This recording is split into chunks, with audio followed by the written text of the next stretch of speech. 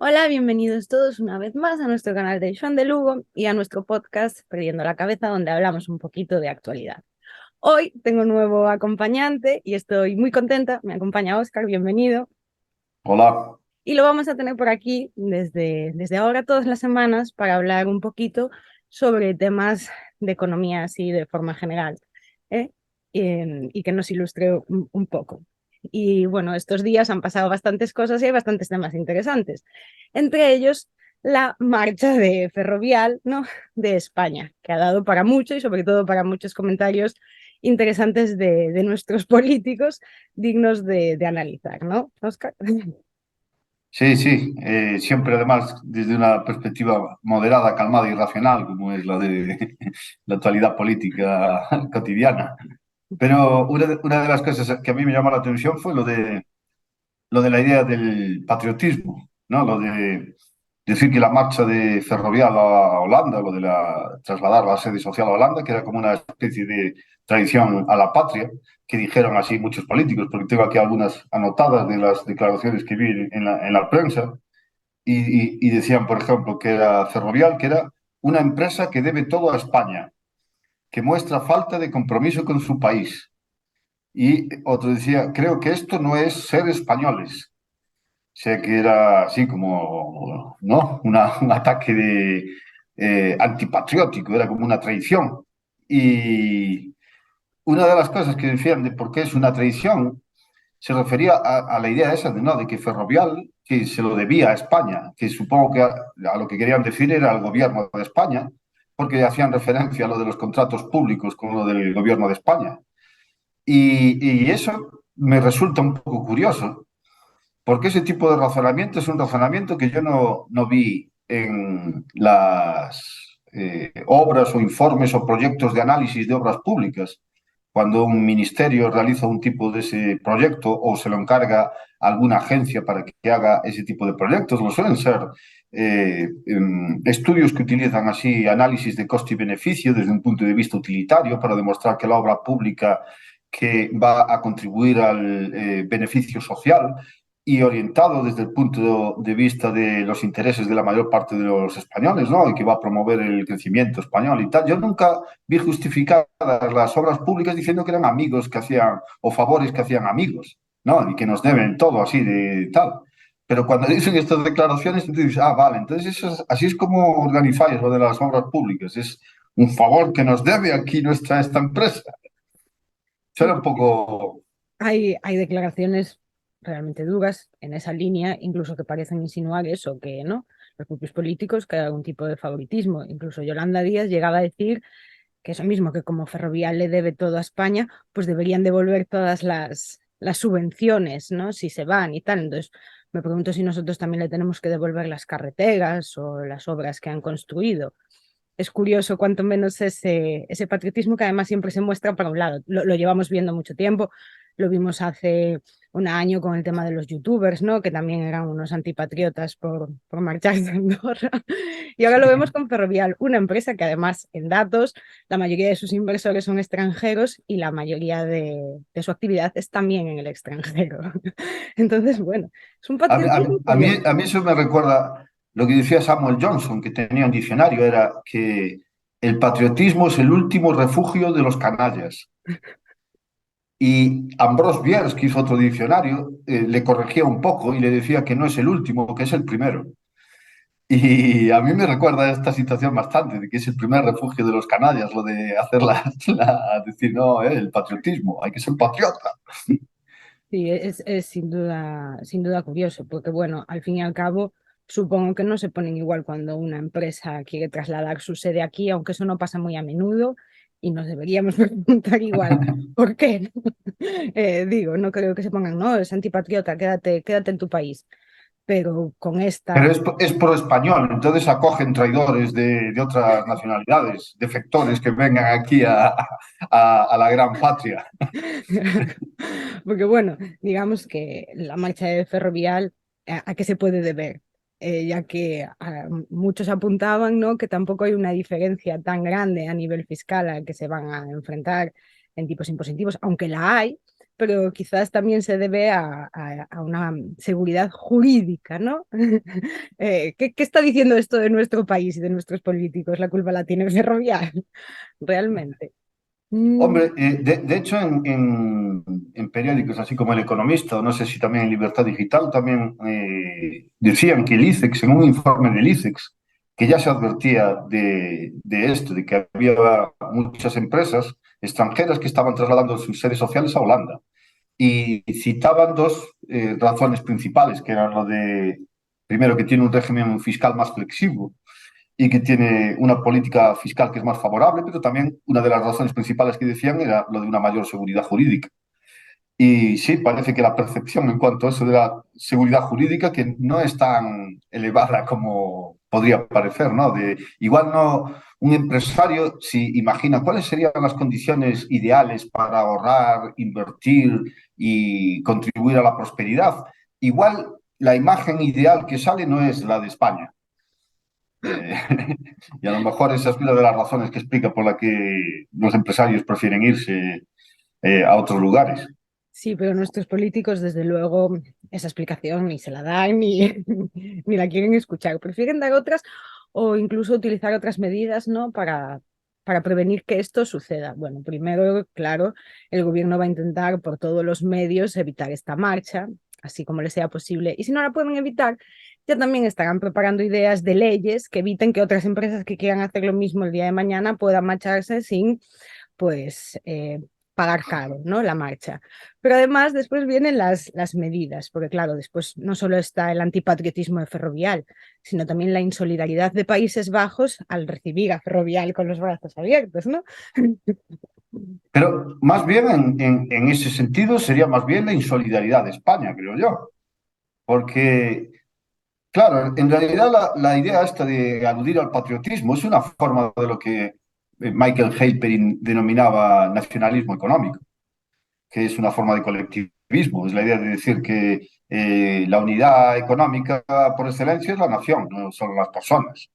Y entonces la propiedad privada no es en realidad ningún sistema con el que juzgar lo de la economía. La propiedad privada, si se permite, tiene que estar orientada a los servicios de la patria. Eso es el patriotismo, esa es una forma de nacionalismo económico y esa es una forma de colectivismo. No es comunismo porque no hay una nacionalización de los medios de producción, pero es una forma de colectivismo, porque la idea es que la propiedad privada tiene que estar sometida a los intereses determinados por el gobierno. Y la forma que se le da a ese tipo de organización económica es corporativismo, que era el sistema de los fascistas o de los nazis. ¿Qué es lo que tenemos ahora en la actualidad? La mayor parte de los países, económicamente, al menos hablando, económicamente, pero ideológicamente no, pero económicamente son fascistas, porque lo que hay es una forma de corporativismo.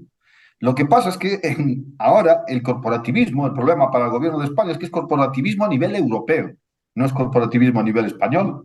Entonces, en ese sentido, dificulta un montón lo del nacionalismo económico, porque el nacionalismo es nacionalismo europeo, ahora es europeísmo económico. Y eso es una dificultad, claro, para el gobierno de España, en este caso concreto.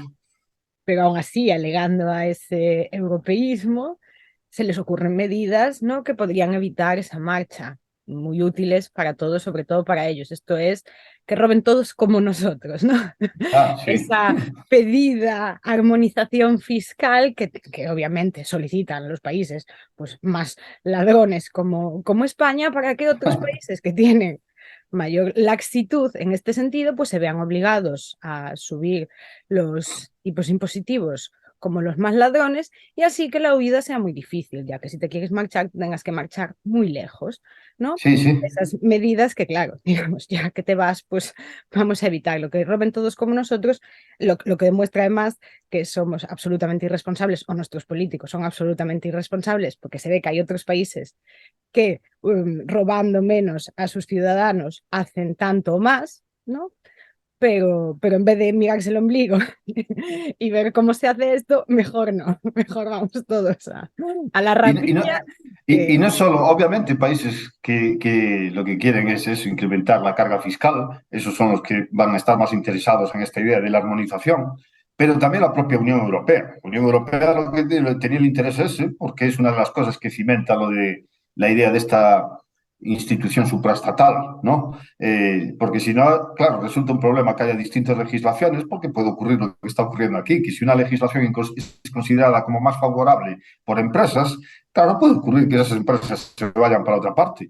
Y para tanto los gobiernos como para la idea de la Unión Europea, así como este organismo que está allí asentado en su sitio y que toman todas estas decisiones, eso resulta un problema y por eso era algo similar a lo que se quejaban cuando el caso de Irlanda, en el que La también ocurría persecución algo que similar, hubo. que había, y que había un montón también de empresas que tenían la sede social asentadas en Irlanda, y hubo un intento por parte de la Comisión Europea, la Comisión de Competencia de la Unión Europea, mirando a ver si era una forma de competencia desleal.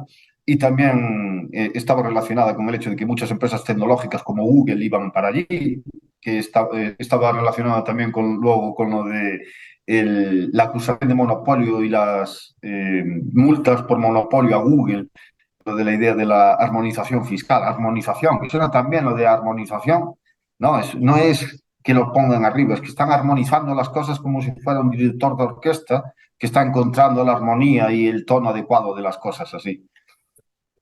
Sí, suena precioso, pero bueno, ya sabemos a dónde nos conduce, ¿no? Y lo que lleva. Es curioso porque la Unión Europea hace no tantos años no era una idea tan aceptada a nivel de como de institución política o algo así, ¿no? Digamos, la Constitución Europea, cuando se hizo ese amago, por ejemplo, no caló hondo, pero parece que cada vez, pues, digamos que em, expropia más soberanía nacional, esa palabra que le gusta tanto a los demócratas y a los estatistas, de los estados-nación para arrogársela a ella. Y esto también se ve mucho, ¿no? Con nuestro querido Banco Central Europeo y con todos sus programas y Y, demás. sí, sí, sí, y precisamente esa sería la razón para decir que en realidad es el gobierno de España el que es insolidario. Porque si estamos promoviendo el proyecto europeo, y en el proyecto europeo se supone que hay de la libertad de movimiento de personas, de bienes y de capitales, que yo sepa, Holanda forma parte de ese proyecto europeo, ¿no? Y si la idea que tienen es, porque la crítica ferrovial era sobre todo, o eran dos críticas, ¿no? Era por una parte porque va a dejar de pagar o a pagar menos impuestos en España y porque se pueden perder puestos de trabajo en España. Pero que yo sepa, primero, siguiendo la lógica esa, si los impuestos son buenos, también son buenos en Holanda. Los pobres holandeses también necesitan gente que pague impuestos. Entonces, el hecho de que se vaya Ferrovial para allá a pagar impuestos es bueno para la gente de Holanda. Y se van a crear puestos de trabajo en Holanda. De hecho, en el informe del ICEX decían esto, que como 1,4 millones de holandeses que tienen empleo relacionado directo e indirectamente con las empresas que se están moviendo para allí. Y digo yo que eso debe ser bueno, ¿no? Pero al parecer el gobierno español solo considera que las cosas son buenas para Europa cuando le favorecen a las medidas que quieren tomar o cuando van en la dirección que quieren tomar. Después, cuando no parecen así tan promotores del proyecto europeo porque rechazan esa cosa. Entonces se puede decir que son insolidarios, porque precisamente esa acusación de insolidaridad fue la que hizo este mismo gobierno al gobierno holandés poco después de lo de la pandemia. Porque una de las cosas que querían era que países como España o Italia, ¿no? Que son los países más responsables fiscalmente y los que más menos gasto público emiten y los que tienen políticas así más razonables y sensatas, esos países lo que querían era la mutualización de la deuda a nivel europeo. Querían que el Banco Central Europeo, que la Unión Europea, que emitiera lo que llamaban los coronabonos para facilitar la emisión de deuda y la financiación, pero a nivel europeo. Y se oponían países como Alemania o Holanda.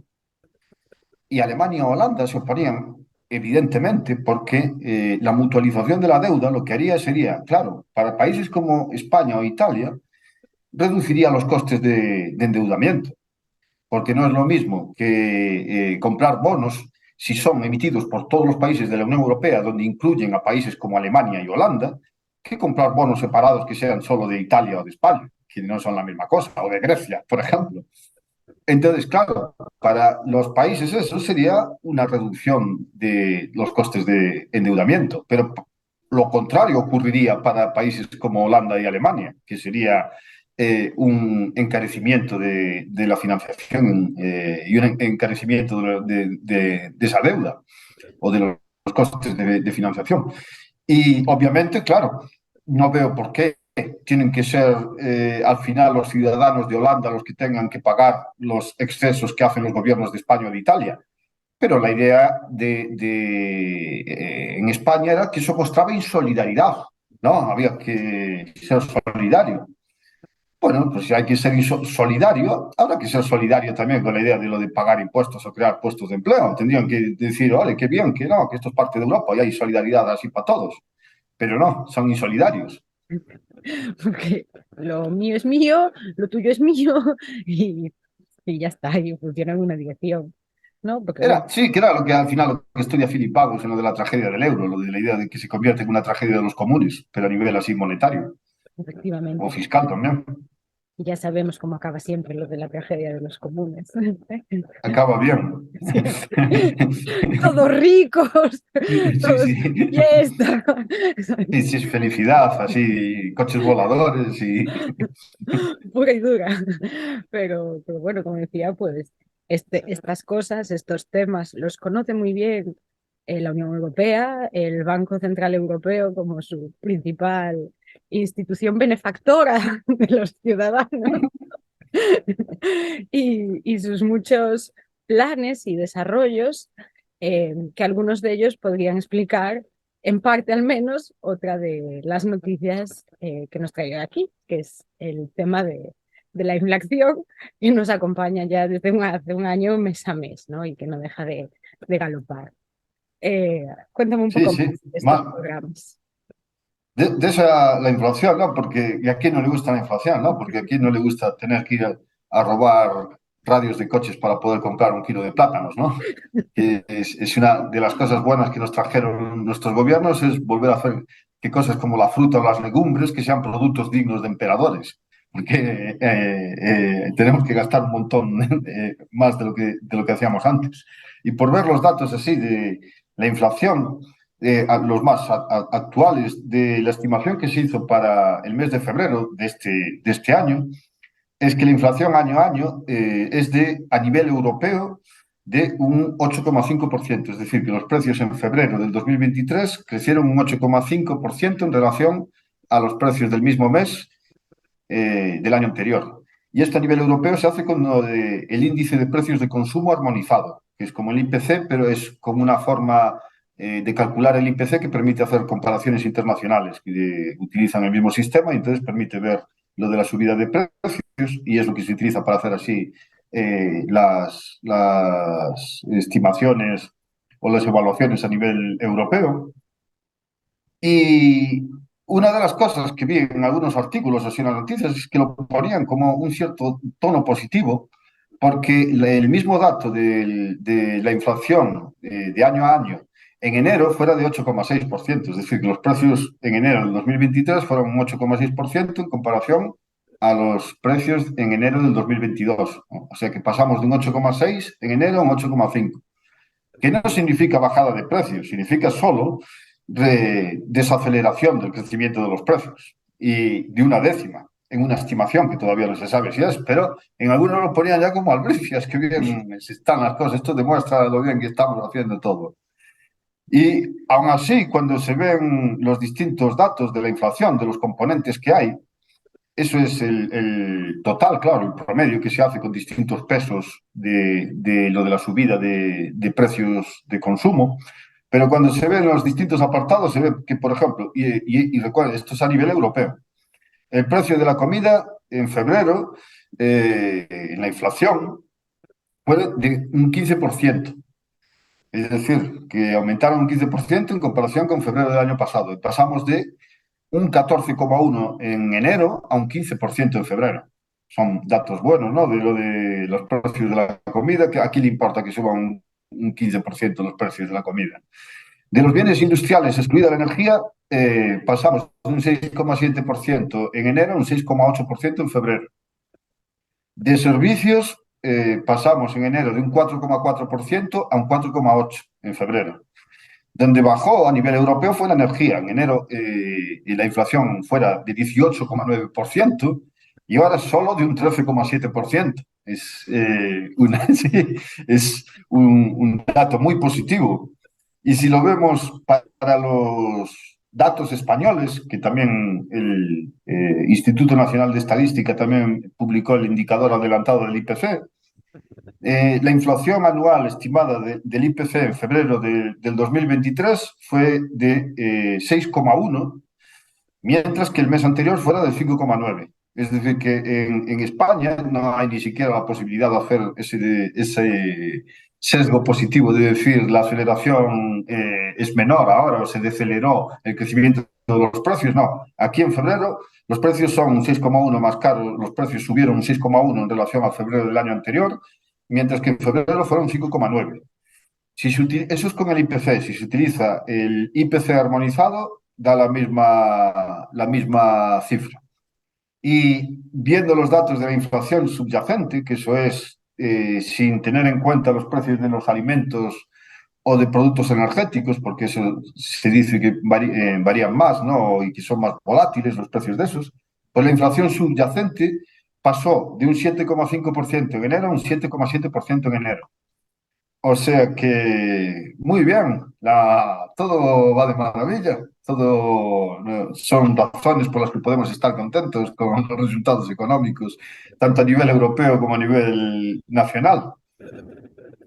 Sí, la verdad es que yo lo Y disfruto una mucho. cosa que, sí, sí, Me digo que sí, que a mí me encanta ir a la compra y pagar más, llenar el coche y que me cueste, bueno, o que me llegue a la mitad, es súper divertido. eso es patriótico también. También. Querer, querer precios bajos es anti-español también, ¿no? Y también eso me resultaba curioso en relación a lo de la inflación o esta subida de precios, porque el hecho de que tengamos así en la Unión Europea lo del Banco Central Europeo es curioso que el objetivo establecido del Banco Central Europeo, y está escrito, está en el artículo 127.1 del Tratado sobre el Funcionamiento de la Unión Europea, el mandato principal que tiene el Banco Central Europeo es el de mantener la estabilidad de los precios en la eurozona. Hay otros bancos centrales que tienen, o como la Reserva Federal, que tienen objetivos duales, pero el Banco Central Europeo solo tiene ese objetivo. Esa es la función, fue hecho para eso, ese es su trabajo, están vigilando por hacer eso. Y la estabilidad de precios la definieron también la misma gente que hizo el Banco Central Europeo como un incremento de año a año en el IPC armonizado que esté por debajo del 2%, pero cercano al 2%. Tiene que estar por debajo de, pero cercano a el 2%. Esa era la definición original, porque después la cambiaron también. Eso ya empezó Draghi en el 2016 a decir que en realidad el objetivo tenía que ser un objetivo simétrico, porque la definición anterior lo que hacía era que parecía que establecía un límite, que si los precios subían por encima del 2%, malo. Ponía así un cap. Y decía, no, no, no, eso no es así, no es así. Porque si en ocasiones hay presiones deflacionistas, no vaya a ser esa cosa horrible de que los precios bajen, qué cosa tan horrible, entonces el Banco Central Europeo tiene que tomar medidas para que los precios suban. Entonces lo importante es un objetivo simétrico, que significa que si a veces está por debajo del 2, otras veces puede estar por encima del 2.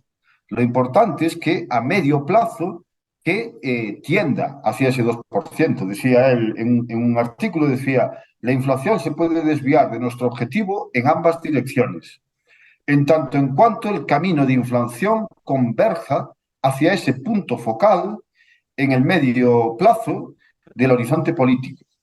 Muy bien, Mario. Claro, entonces, claro, puede ser así para arriba o puede ser para abajo, ya no vaya a ser.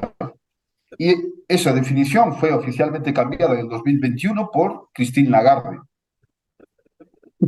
Pero a mí lo que me llama la atención de esto es primero la idea esta que tiene gente, ¿no? De que lo importante es que haya una constitución escrita, ¿no?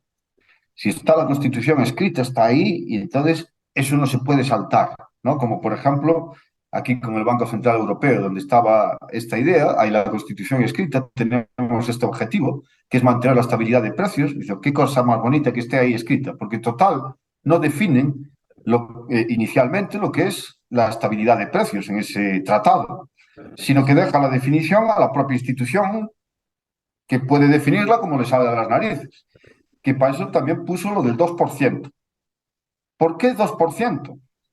¿Por qué no 1%, 3%, 1,8%? 2%? ¿Le parece así que es eso, el 2%? Pero además esa definición es flexible como todas las definiciones políticas. Puede cambiar con el tiempo. Dice, qué cosa tan bonita que es lo de la idea de que con las constituciones queda todo establecido, queda firme ahí, ya se sabe claramente. Y luego, aparte digo yo, bueno, no sé, incluso con esta definición así más de inflación o el objetivo de inflación simétrico, no creo que se esté cumpliendo especialmente, ¿no? Con tasas de inflación así del 8, del 9, del 10%. Me parecería más bien que es un fracaso miserable, ¿no? Que además es la idea de por qué ahora entonces las autoridades del Banco Central van a tener una perspectiva de halcones, ¿no? De hawkish, dicen, oh, qué halcones son, cómo somos y qué duros y serios son los del Banco Central Europeo. Entonces, si lo tienen es porque están viendo, vale, esto es demasiado, 8, 9, 10%. Entonces digo yo, claro, ya que está todo también así en artículos y en tratados así escrito, imagino que las repercusiones para la gente del Banco Central Europeo van a ser enormes, esa pobre gente, porque están fracasando miserablemente en el objetivo, en el mandato principal del Banco Central Europeo, de la estabilidad de precios definido como un 2% simétrico, están fracasando miserablemente. No me puedo ni imaginar qué repercusiones van a tener, cómo van a perder el trabajo, no los van a volver a contratar en ningún lado, no los van a poner en ningún sitio, van a ser unas consecuencias enormes. Pero menos mal que hay este sentido ¿no? de responsabilidad institucional y de las consecuencias, ¿no? De que tomar decisiones públicas malas que tienen consecuencias, que se notan. Y hombre, ya se nota a todos los niveles. Aquí se notó con todas las medidas que el Tribunal Constitucional declaró inconstitucionales. Ya vimos cómo los políticos pasaron por los tribunales, cómo están en la cárcel, perdieron sus trabajos. Bueno, una, una desgracia todo. Y en la Unión Europea pues estamos viendo lo mismo. Milésima no duermen. O sea, milésima que sube, ellos pierden kilos. Chicos. Y además, ¿no ves Y, que se nota su preocupación en todas las medidas que toman, a cada cual más buena, y todos los programas que sí, implementan? ¿no? Sí, sí, sí. No, no, sí, sí, es que sufren, están más delgados, no pueden comer. Se les nota así de que el sufrimiento por el ciudadano de a pie de Europa. Pero además, podemos decir que intentando ver el lado positivo de que las cosas son malas así en general, pero desde el punto de vista de verlo de la aplicación de la teoría, de las teorías económicas de la escuela austríaca, que vivimos buenos momentos, ¿no? Momentos así de inflación o momentos de crisis, de la recesión, son momentos en los que dicen, mira, mira, aquí está la aplicación y mira lo de la utilidad y lo de qué bien describe la realidad y cómo la teoría económica es capaz de hacer entender lo de los efectos económicos y tal. Entonces, en términos generales, sí, todo muy malo, pero hay que ver la parte buena. hay, que, hay que ponerse en el papel del académico autista, ¿no? Y disfrutar del momento. A mí eso me sale bien, entonces. Ya lo sé, ya. Pero, claro, digamos, porque desde la teoría de la escuela austríaca se puede entender bien, ¿no? Los motivos de la inflación. Después tenemos a un montón de gente psicótica preguntándose o por qué, ¿no? Porque todo esto pasa, o directamente buscando culpables singulares, como puede ser Mercadona, el Gadis, las Ajá. gasolineras, o etcétera. Pero bueno, digamos que no son estos los motivos reales de la inflación, ¿no? Se pueden Que entender. es una explicación un poco extraña, ¿no? Por qué esperaron hasta ahora? ¿Por qué no lo hicieron antes? Si pueden hacerlo, ¿no? De subir los precios así de manera exagerada cuando les dé la gana. Y no, no sé, yo al parecer entonces sería un mejor empresario explotador, porque yo lo haría todo el tiempo, no esperaría un momento concreto, así cada 10 años, así para hacerlo. Yo estaría todo el tiempo haciendo. Entonces, como empresario explotador, yo me ofrezco así como mejor candidato. Pero obviamente, claro, la explicación económica es fundamentalmente la idea de que el aumento de la oferta monetaria es lo que está creando la inflación, es lo que hace que pierda poder adquisitivo. Aparte de que también, otro de los puntos que podemos ver ahora es lo del eh, efecto Cantillón en funcionamiento inmediato, lo de cómo la gente está perdiendo poder adquisitivo y aquellos que son los últimos que reciben el dinero son los que están viendo cómo se empobrecen a costa de ese trasvase o transferencia de riqueza hacia aquellos que recibieron el dinero de primeros. Pero en relación con el Banco Central Europeo, y también lo podemos esto poner luego en relación con Ferrovial y con el gobierno español, una de las razones que explica ese incremento de la oferta monetaria en Europa, porque obviamente también la Reserva Federal de Estados Unidos es uno de los principales responsables de lo de la inflación. Pero en Europa, una de las cosas que hubo fue que el Banco Central Europeo inició lo que se llamó el Pandemic Emergency Purchase Program, o una traducción sería el programa de compra de emergencia por la pandemia. Y como el nombre indica, esto se estableció por el coronavirus, la idea de que había que hacer algo, algún tipo de política monetaria para intentar reactivar las economías o contribuir a la recuperación económica, ¿no? Porque la idea fue que el coronavirus que causó una crisis económica, que yo estaba equivocado, pero he pensado que causaba problemas respiratorios, pero no, al parecer causa crisis económicas. Y yo diría más bien que fueron las medidas draconianas impuestas por los gobiernos, como por ejemplo encerrar a la gente en arresto domiciliario y no permitir a las empresas trabajar, que eso fue lo que causó la crisis económica.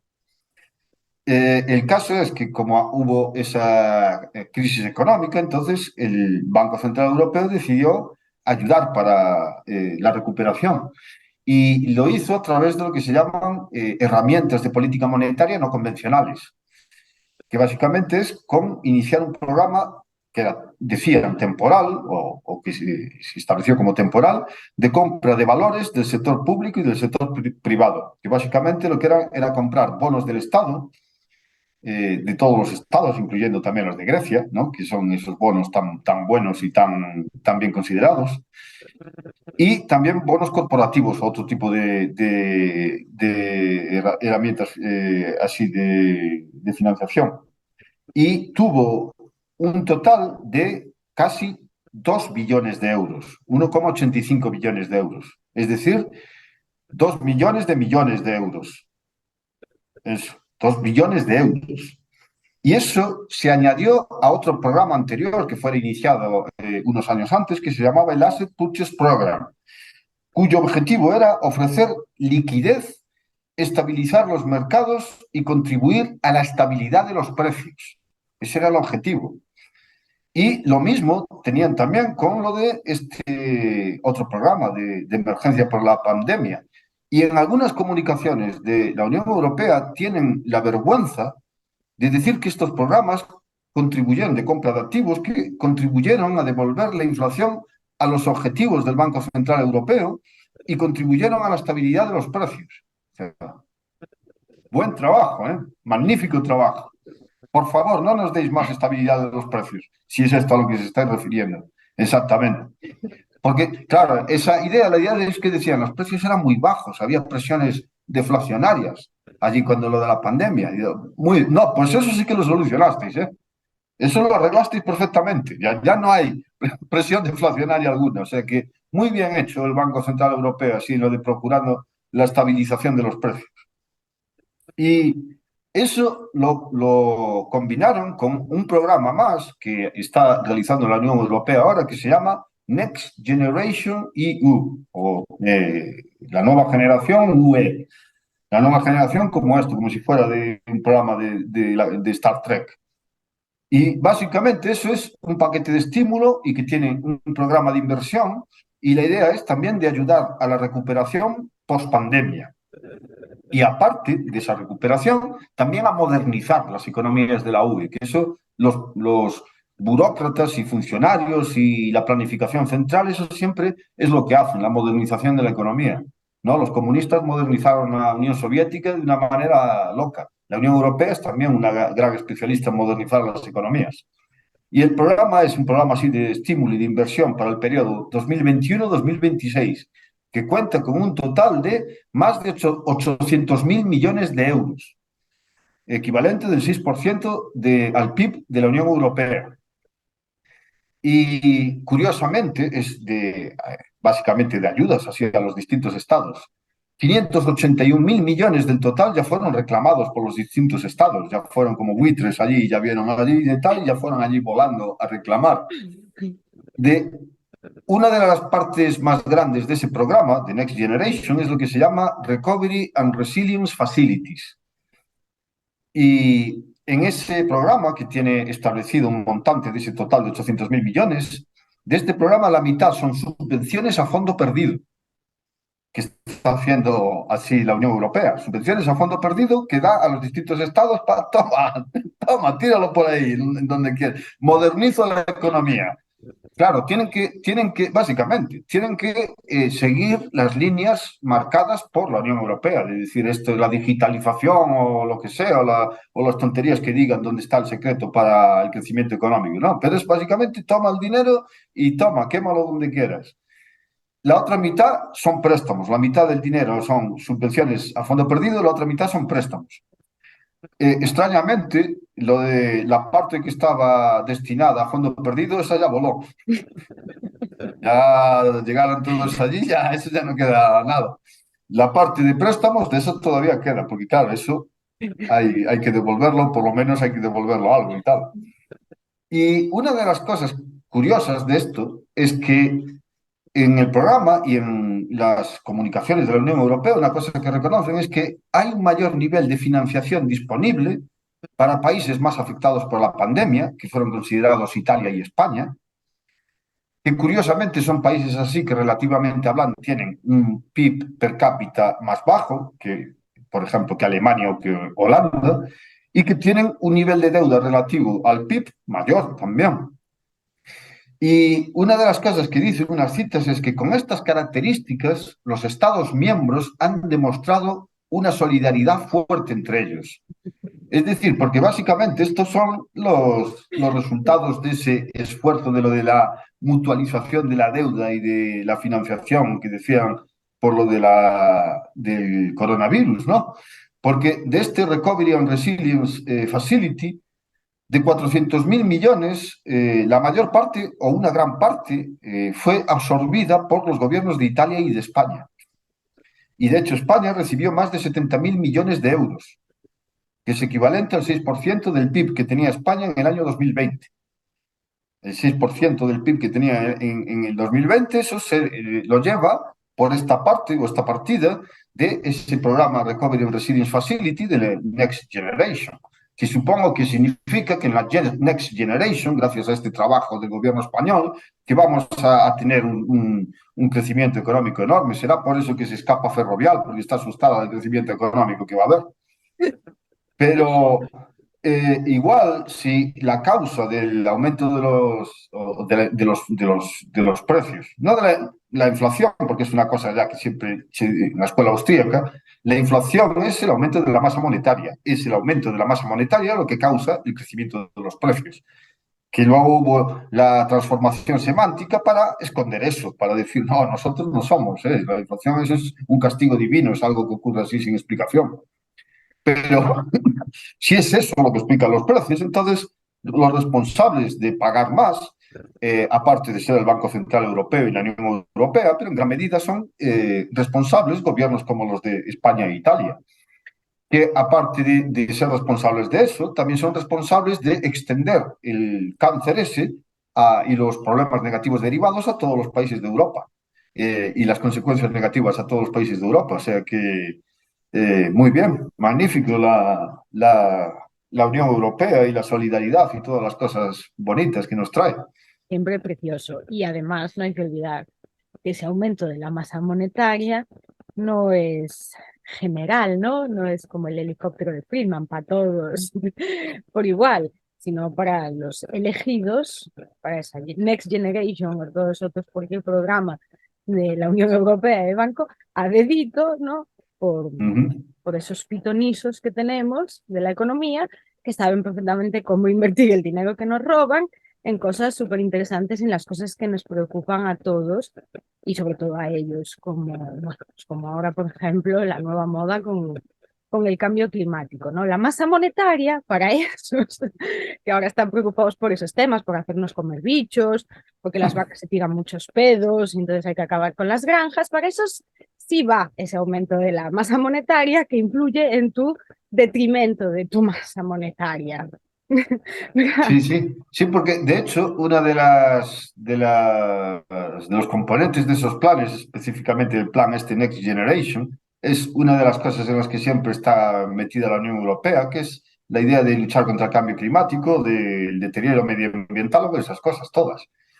Y gran parte del dinero o de las condiciones impuestas para que los países puedan tener acceso a esa financiación está en relación con lo del cambio climático y con medidas medioambientales y cosas de ese estilo. Entonces sí, está completamente en relación, que es una de las cosas así, que no están todas las cosas desconectadas, sino que se ve la conexión que hay entre muchos elementos así políticos y económicos de la intervención estatal.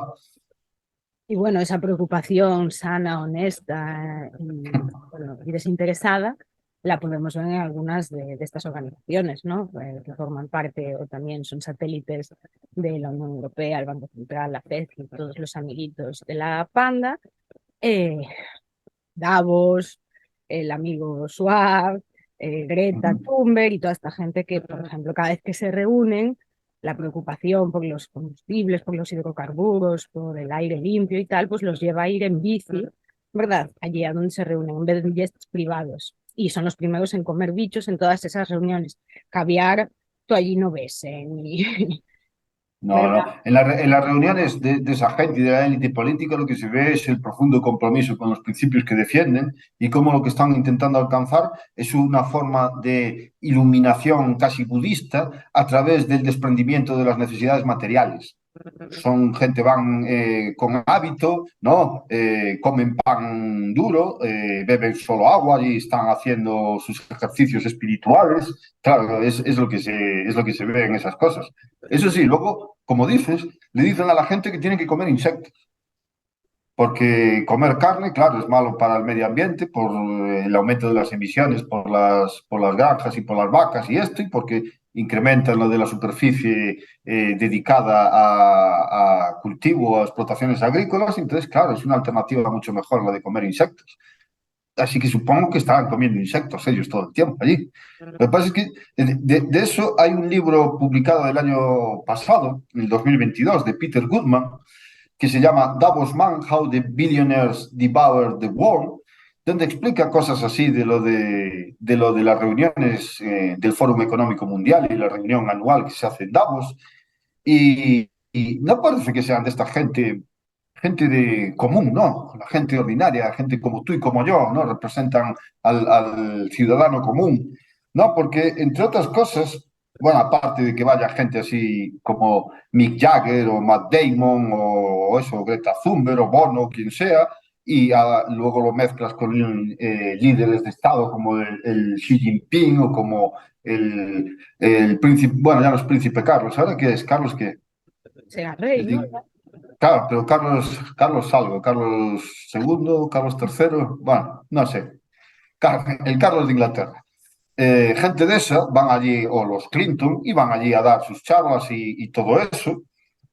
Y una de las cosas que cuenta en este libro es como, aparte de esas estrellas, luego la gente que va por allí suelen ser gente de grandes empresas o de intermediarios financieros o inversores o de ONGs. Y no suele ser gente así de pocos recursos, o no creo que los tenga, porque entre otras cosas, para formar parte del Foro Económico Mundial hay que pagar una membresía que cuesta entre 60.000 y 600.000 dólares anuales. Y excepto si uno es empleado del gobierno o de la prensa o de algunas ONGs, entonces ahí vas gratis, porque claro, quien ven, ¿no? Que venga Xi Jinping o que venga algún así importante, o los Clinton o quien sea, Esos no pagan, pero el resto de la gente tiene que pagar entre 60.000 y 600.000. Y para acudir a la reunión hay que pagar $29.000. Y va un montón de gente que quiere formar parte de esa élite y quiere estar ahí, quiere estar a lo mejor teniendo relaciones con gente y políticos que luego van a tomar decisiones sobre las que pueden influir, sobre las que se pueden obtener beneficios, ¿no? Pero no parece que especialmente estén dando un ejemplo personal de comportamiento a las masas, así de cómo tienen que comportarse para luchar contra el cambio climático, porque una de las cosas que dice en este libro es como en el año 2019 volaron más de 1.500 jets privados a la reunión del Foro Económico Mundial.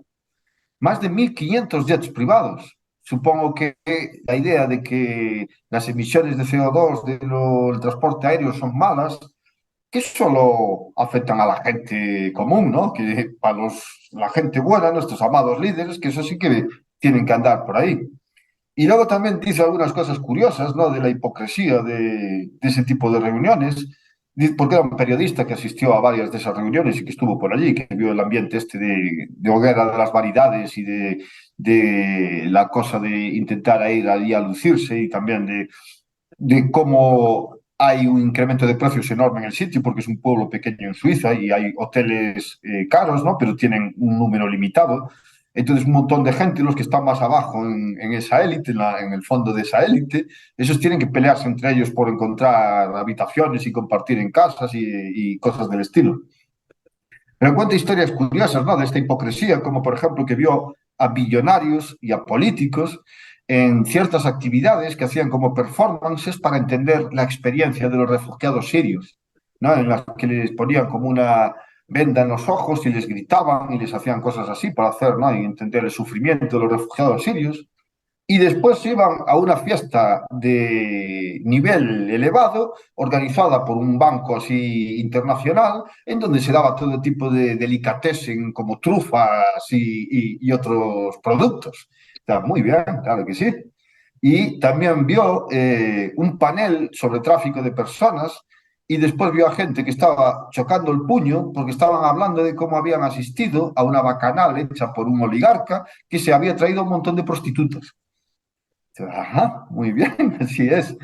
Y no parece especialmente que se dediquen a comer insectos ni a comer así cosas para la contribución a que haya menos CO2 y tal. Parece que tienen un gusto más elevado, o sea, que parece que lo que quieren es que eso esté reservado para la gente que sufre la inflación especialmente y no para los especiales. A ver, yo creo que igual estamos pensando mal. Yo creo que la trufa que comen debe ser hecha de los mismos bichos que nos quieren hacer comer y sus jets privados no deben funcionar con petróleo, deben funcionar con agua reciclada. ¿Eh? Y, Vienen en y- insectos también, y- suben en insectos así. Yo creo que simplemente estamos mal pensando y toda la pasta que cuesta entrar ahí seguro que es para darle a los niños de África, para este tipo de cosas, obviamente. Que haya grandes Sí, sí, empresas ahí, lo mismo. No es porque sean las únicas que pueden untar y afrontar las grandes regulaciones mientras Modas Loli o Empresa Paco sufren y tienen que acabar cerrando por todas esas sí, medidas, sí. regulaciones e impuestos. No, que va, es porque quieren Y, ayudar, y esas grandes empresas están en nombre allí de modas Paqui y de la ferretería de Manolo. justo, esa ayuda así al pequeño emprendedor y a los negocios pequeños y a la gente y tal, sí. Y el Schwab es el personaje responsable, que por otra parte que parece la imitación de la realidad del doctor Maligno, pero todavía mejor, porque aún así habla con el acento alemán ese tan cerrado que parece así que sacado de verdad de villano de James Bond. Eh, pero Y sus fue declaraciones también. sí, sí, sí, sí. Yo de hecho creo que es el mejor candidato para supervillano mundial, mejor que supera a Bin Laden. Bin Laden tenía antes lo de que enviaba incluso los vídeos, ¿no? Entonces sonaba, salía así como el, ¿no? El supervillano de tal. Este, claro, no tiene esa percepción, pero yo creo que es el mejor supervillano mundial. Pero él es el responsable esa idea de lo que se llama el stakeholder capitalism, de la idea de que, por oposición al shareholder capitalism, de que las empresas no son responsables con sus accionistas, sino que son responsables con un grupo superior de gente que son los que están afectados, ¿no?, por las decisiones de las empresas, los que llaman stakeholder, que es la sociedad en su conjunto y tal, que es de donde vienen todas estas ideas de lo de la responsabilidad social corporativa, ¿no? De que cuál es el objetivo de un empresario. No, es salvar a las nutrias. Es eso lo que tiene que estar preocupado un empresario, es de donde vienen esas ideas, que son las que facilitan y promueven lo del establecimiento de regulaciones como las del cambio climático, como otro tipo de regulaciones sociales. Y que lo que hacen al final es establecer ese sistema corporativista en el que ya no hay propiedad privada, porque esa propiedad privada está regida, su uso está regida en última instancia por las regulaciones establecidas por el poder político. Por eso es una forma que lo que hace es promover una forma de colectivismo, que es ese capitalismo corporativista. No es una forma de propiedad privada, no debería llamarse capitalismo, porque en realidad es una forma de colectivismo. Y son ahora instituciones así como el Foro Económico Mundial las que los están promoviendo. Y qué bien, porque entonces vamos a acabar comiendo insectos, que a mí siempre me gustó mucho la idea, siempre Exacto, me... porque mientras los españoles, los europeos, ¿no? Como hablan de lo que más cerca nos toca, pues lo que hablábamos, sufren una inflación galopante, la pérdida de puestos, bajas de autónomos impresionantes diarias y un largo etcétera.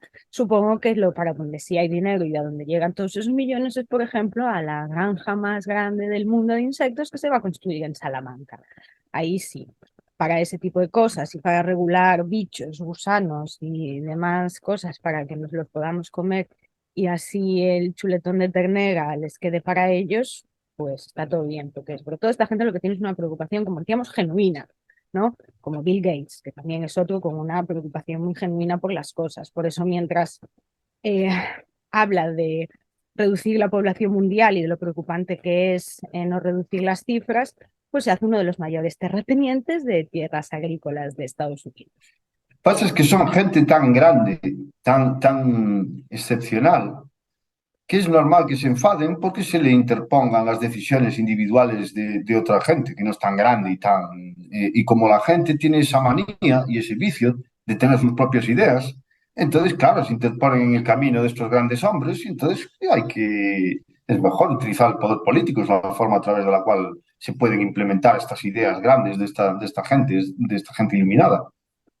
Así que bueno, ya sabemos, ¿no? Para seguir cumpliendo con ese patriotismo del que empezábamos hablando, pues callar, asentir, darles las gracias por su amplia generosidad, su gran ejemplo, lo bien que nos cuidan y bueno, animarse todos a cambiar el chuletón por los bichitos, que tienen muy buena pinta. Vaya, debe ser otro de los retrasos que traemos de épocas anteriores oscuras, ¿sabes? Que no nos dimos cuenta de que mejor pinta tienen los gusanos que las vacas. Así que, por favor, en pleno siglo XXI, avancemos ya de una vez también en estas cuestiones y, y eso, y agarrémonos a ese patriotismo que sin duda nos hace progresar y evolucionar año a año como sociedad. Y mientras tanto, pues nosotros seguiremos por aquí, a partir de ahora, repito, acompañándonos Oscar todas las semanas para hablar un poquito de estos temas, temas económicos. Y por hoy nos despedimos, darle de nuevo las gracias a Oscar por acompañarnos desde hoy en adelante y a todos vosotros que nos acompañáis desde el otro lado. Ya sabéis que nos ayuda mucho que nos dejéis vuestros comentarios, vuestros pareceres y que sigáis por aquí apoyando lo que hacemos en el canal. Y sin más, hasta la próxima.